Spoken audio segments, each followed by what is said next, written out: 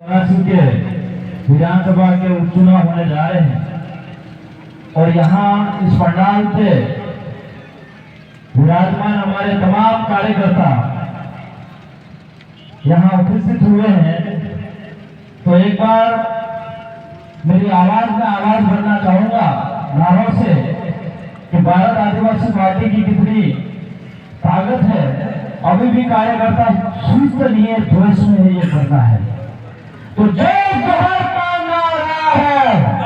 देश हमारा है, जय जोहर का नारा है, देश हमारा है। खूब खूब धन्यवाद। आज हमारे यहाँ पे कार्यकर्ता सम्मेलन में हमारे बीच में हमारे लोकप्रिय और पूर्व में विधायक रहे यहाँ 84 की जनता ने राजस्थान में परसेंटेज में फर्स्ट नंबर पे वोटिंग करके 84 विधानसभा से भेजने वाले राजकुमार जी, और इसके बाद उस उदयपुर और बांसवाड़ा संभाग का इतिहास चेंज करके नया सांसद दिल्ली भेजा, वो बीच में राजकुमार जी भी अपने बीच में हैं। साथ ही हमारे पार्टी के भारत आदिवासी पार्टी के राष्ट्रीय सदस्य रोहत कांते भाई आदिवासी और हमारे भारत आदिवासी पार्टी के प्रदेश अध्यक्ष भाई श्री रमेश जी मैडिया साहब और हमारे स्थानीय जिले डूंगरपुर जिला के जिला अध्यक्ष भाई श्री अंतोष भाई और यहाँ पे तमाम जो कैंडिडेट टीमों और कार्यकर्ता, मेरी ओर से आसपुर विधानसभा की ओर से खूब खूब धन्यवाद जोहार करना चाहूंगा। मेरे से पहले काफी सारे वक्ताओं ने बात रख रहे थे और मैं भी कुछ बातें रखना चाह रहा था और रखूंगा। ये 84 की हवा जब से भूली है तब से कम नहीं भूली है। राजकुमार जी पहले जो लगभग 12 से 15 हजार वोटों से जीते थे और उस समय में सेकंड पोजीशन रहा था, लेकिन इसके बाद फिर 2023 के अंदर 23-24 के अंदर चुनाव लड़े तो उसी वोट की लीड के वोट को 3 गुना आप 84 की जनता ने जिता के 84 से जयपुर भेजा था। यहाँ पे कई लोग अभी 84 की हवाओं को कम करने के लिए कांग्रेस और बीजेपी के लोगों ने इस तरह से चूहे छोड़ रखे हैं, ये अपना होगा चूहे छोड़ रखे हवाओं को खराब करने के लिए कि 84 के अंदर गुटबाजी हो रही है। 3 कैंडिडेट थे पहले 50 से फिर 10 हो गया, अब 3 हुए, अलग अलग हवा जा रही है। 84 के 3 ब्लॉक है, 3 ब्लॉक के अंदर चिखली, सिंगरवाड़ा और जोधपुर की तीनों की हवा अलग अलग है। लेकिन जो भी गुमराह करने वाले हैं कांग्रेस बीजेपी वाले, उनको कह रहा चाहूंगा मैं कि इस मंच पे जो 84 में चिखली, जोधपुर और सिंगरवाड़ा का तीन कैंडिडेट थे और राजकुमार भाई और कंधे से कंधे मिला के हाथ मिला के आपके सामने खड़े थे। ये मीडिया वाले आप भी बताना उससे। और यहाँ पे कई लोग गुमराह करेंगे क्योंकि 84 से ज्यादा हमारे दूसरी पड़ोसी विधानसभा में हवा ज्यादा आती है। कई लोग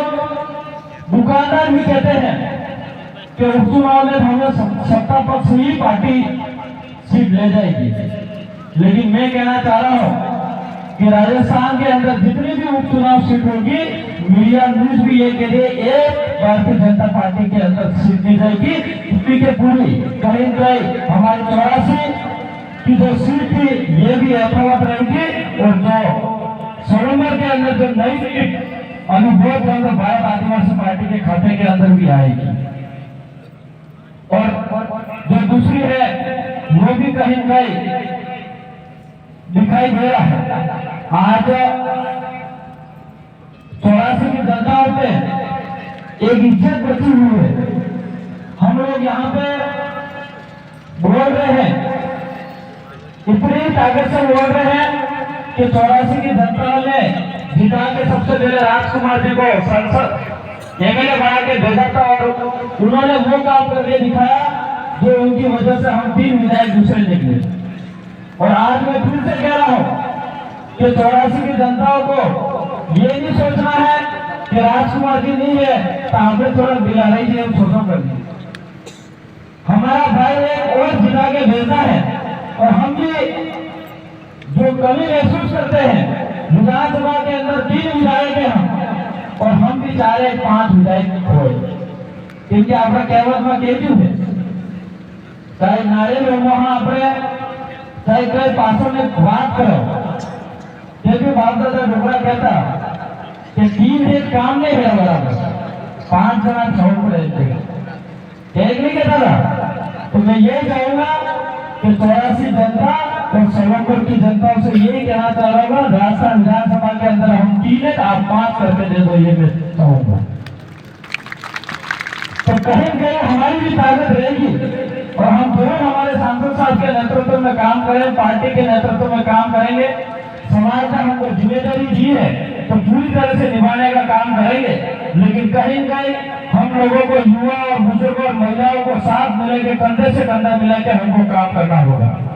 एक छोटा सा उदाहरण मैं देना चाहूंगा अपने समाज की ताकत को तोड़ने के लिए उन लोगों ने कई प्रकार के तरीके अपनाए हैं इस एरिया के अंदर